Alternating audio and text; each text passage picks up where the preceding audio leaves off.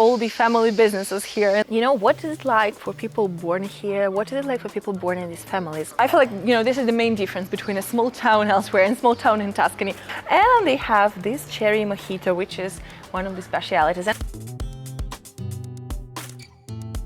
Hey guys, welcome back to my channel and welcome to Lari.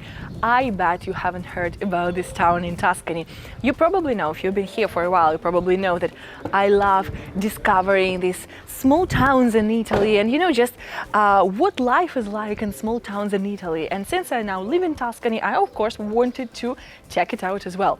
Lari is a teeny tiny hamlet located on top of the hill. It's a walled hamlet, a medieval one, with the origins dating back to the 9th centuries BC, because it has the Etruscan origins, and it's fascinating, but it's definitely not on the radar of most of the tourists, you know.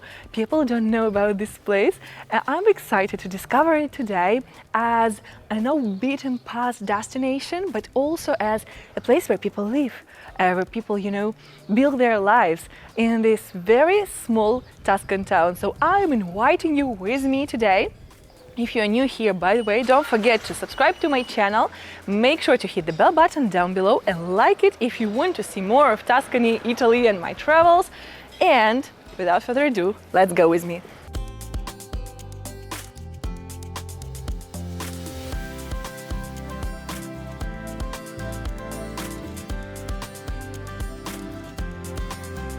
So in most small towns in Italy, you will find all of the essential services and businesses. Of course, you will not find the big shopping centers, the supermarket, the chain supermarkets. But yeah, you will find this, oh my God, this wind is crazy today here. You will find like the main, you know, like shops, small shops, usually family owned, the bakeries, the little cafes, all these kind of things. And here, for example, I can also see a theater. It doesn't look very functioning to me. Oh no, it's okay, it's fine, guys, it's open. It's just that the windows were so open that I actually thought that they were empty. But no, I guess this theater is pretty much functioning. They have the different shows. I can see somebody inside. There are people rehearsing inside. It's fascinating. I love it. So yeah, as you can see, first thing first, most small towns in Italy will actually have their own life going on. So it will not be like, you know, if you choose to live in a small town, it will not be like you will end up living in the middle of nowhere with nothing going on. Actually, many of them are pretty active.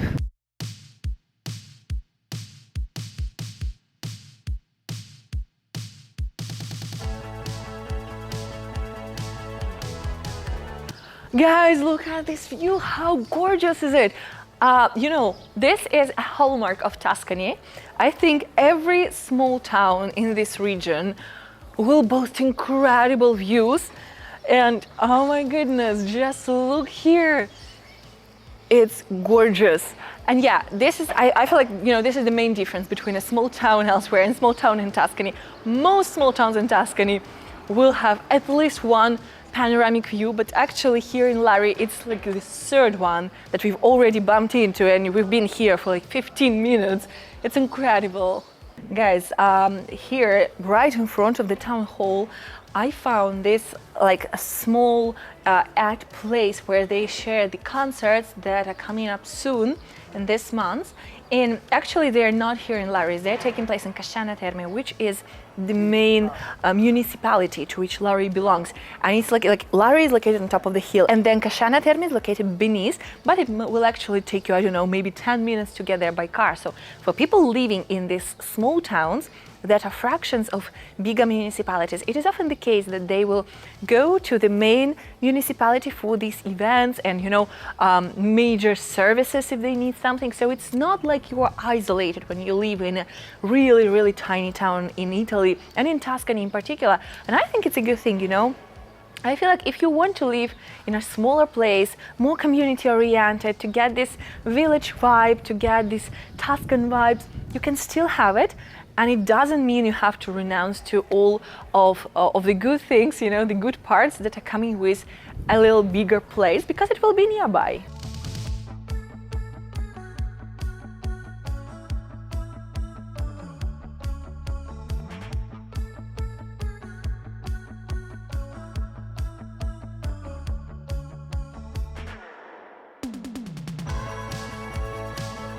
Guys, if you enjoy my videos, if you like my channel, please consider supporting it by hitting the thanks button down below or by buying me a coffee through the link in description box if you go to my Ko-Fi page. And huge thank you to everyone who's already supporting us. You are making these videos happen. You're helping us a lot. By the way, I am preparing something very exciting for all of my Ko-Fi supporters. Everybody who's already supported me, be prepared to receive something exciting in your inbox, because I am finalizing my mini guide with my favorite cafes in major Italian cities, my favorite coffee shops, you know, all the places where the creative flow happens, where the backstage of this work and these vlogs happen. So I will share them with you, and everybody who considers supporting us in the future will also automatically receive one of these guides. So as you know, as my way to say thank you. And yeah, thank you so much. Get ready to receive something exciting soon. And yeah, once again, thank you if you are already supporting us or if you consider supporting us in the future.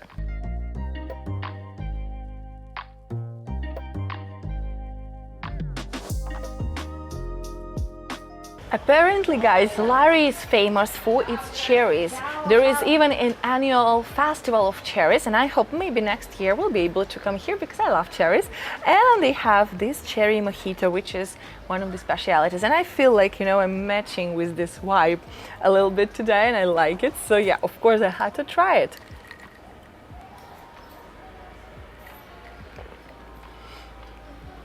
Actually, it's quite good. Very cherry. I feel like, so there are actual cherries inside of it, and then the lime, you know, the usual mojito stuff, and then I feel like they added some kind of a cherry syrup or maybe cherry liqueur. I don't know, but it tastes really good.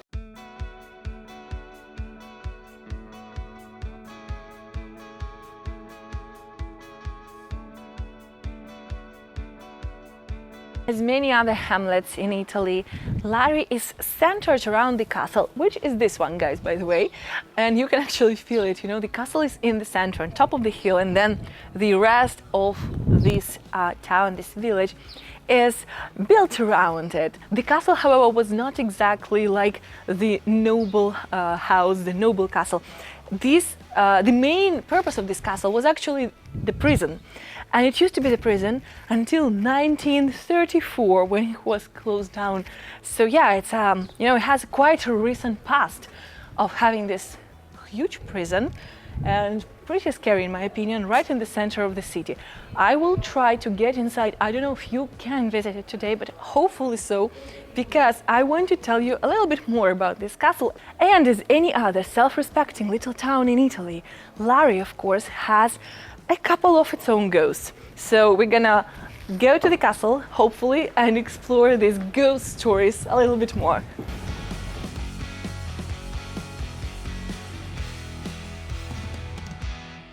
Guys, if you're not following me on Instagram, I also want to remind you to come and give me a follow, because I post all of the daily updates and daily live there.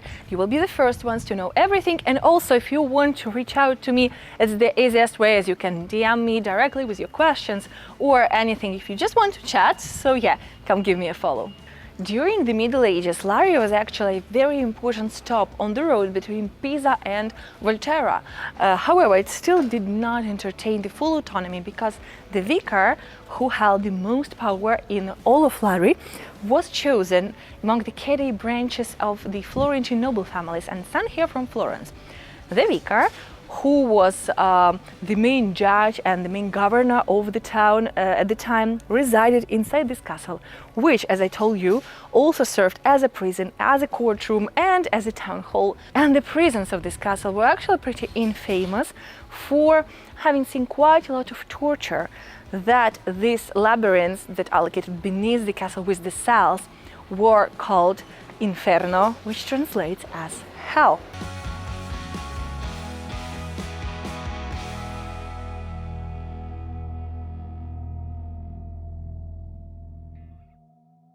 Over the course of centuries, there have been 92 vicars here in Lari, and you can still see the coat of arms of each one of them here inside the courtyard of the castle.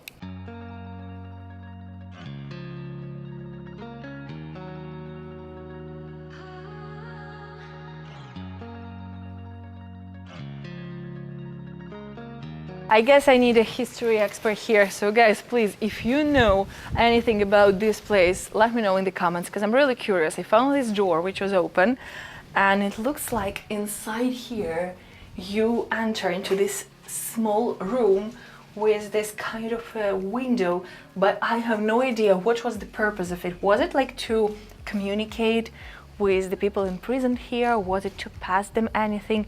I have no idea. I'm really curious because it looks weird. As you can see, there are several doors like this, which I imagine all lead to different cells, but like inside there is just this tiny window, there is no door. So yeah, I know it looks really strange, but also I'm so curious about the purpose of this building. Mystery solved, guys. All I had to do was walk around and enter from here. It's a chapel. So I suppose all of these windows were actually like the confessionals.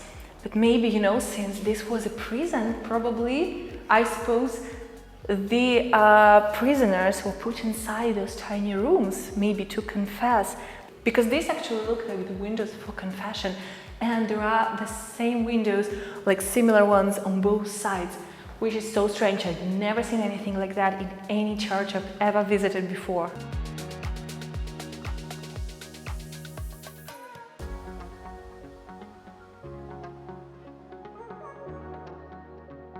Hard to imagine that these walls, where you can walk today and admire the view, the gorgeous view, were once used by the soldiers, by the guards, to keep all of the people imprisoned here. And you can still see all these teeny tiny windows all covered with iron grids, which is pretty chilling.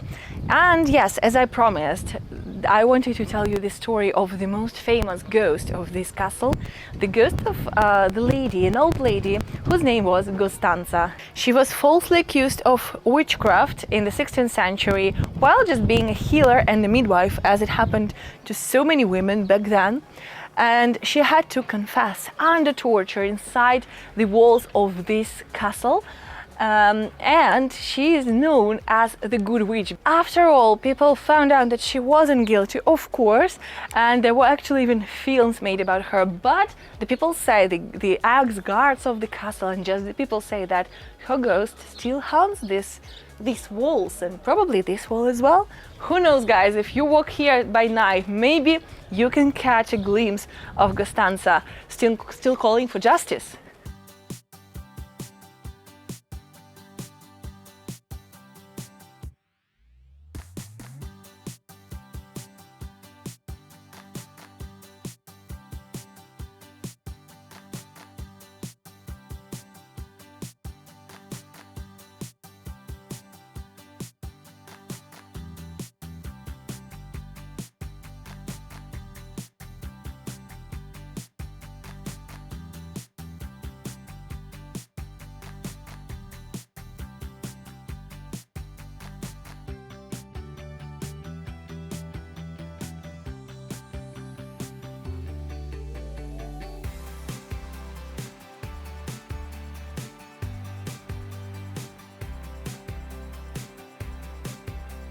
I love how I unintentionally matched with the main mascot of this town, which is the cherry.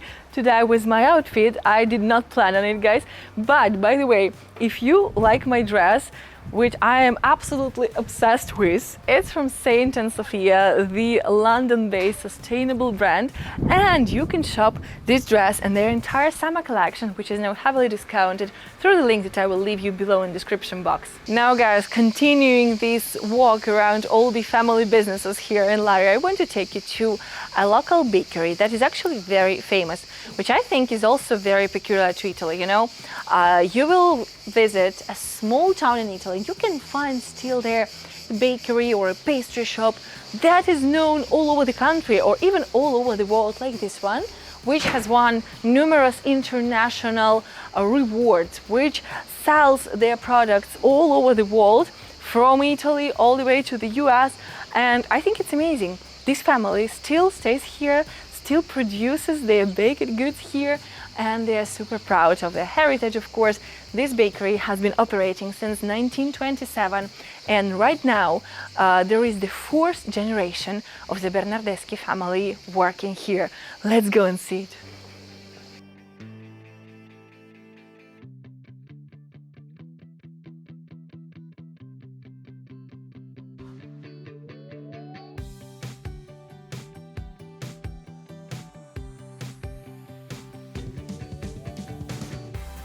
guys, we got the cantucci. They were so incredibly good, so soft, incredible, guys. So they actually made me try the typical cantucci, these ones with peaches that they are preparing now for the festival that is coming up soon in a town nearby.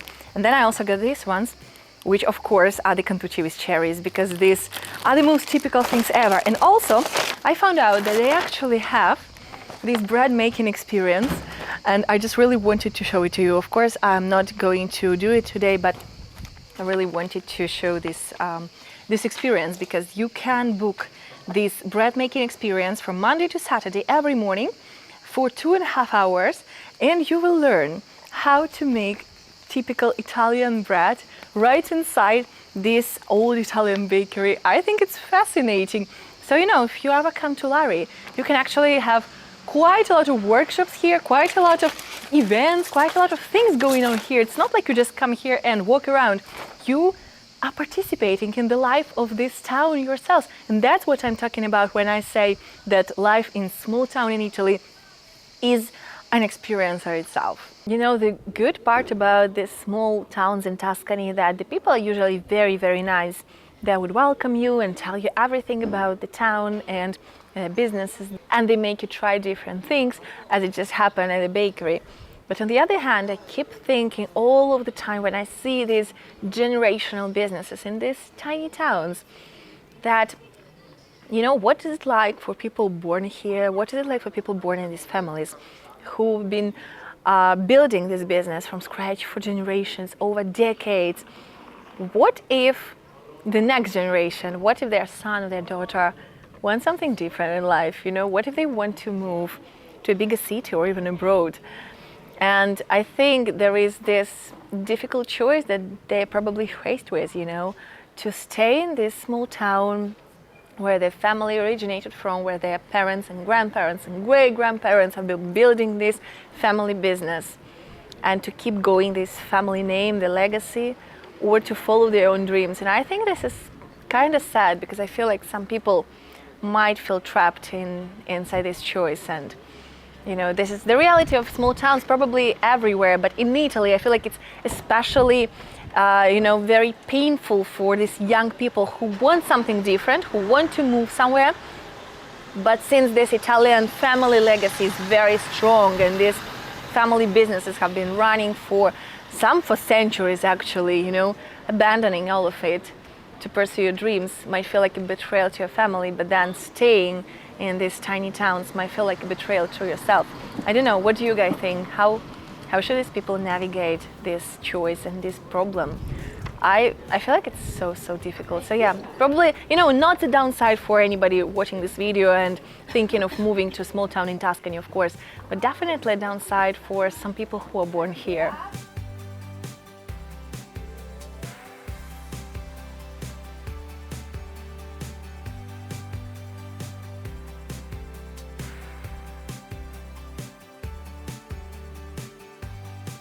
And that's it, guys. I hope that you enjoyed this video from Lari. I hope that you enjoyed Lari.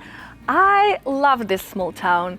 Honestly, I myself would probably not live in a small town like this, but just because I prefer a different pace of life, you know, different lifestyle. But I think it could be a good option for somebody looking into more, you know, a slower life, a more relaxed life in the Tuscan countryside, because the Tuscan countryside is definitely a good idea. It's gorgeous, it's beautiful. And here in Lari, you'll actually find quite a few things to do, you know, quite some local businesses that are absolutely lovely, amazing locals, and also all of these bigger towns and cities in proximity. So I think, yeah, it could be a good option if you were into, you know, finding your forever home in Tuscany, in this very authentic Tuscan place.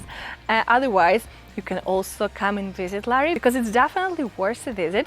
I loved how it's not, you know, really a touristy city, but then again, it's not like you can't find anybody here. There were tourists today, and people, locals, actually speak English. They run the tours in English. So, you know, I think it's a perfect mix between visiting a place that is not completely lost somewhere, but also not overcrowded with people, especially during summer when Tuscany is drowning in tourists. So yeah, maybe you'll come visit it and you feel inspired to see it for yourselves.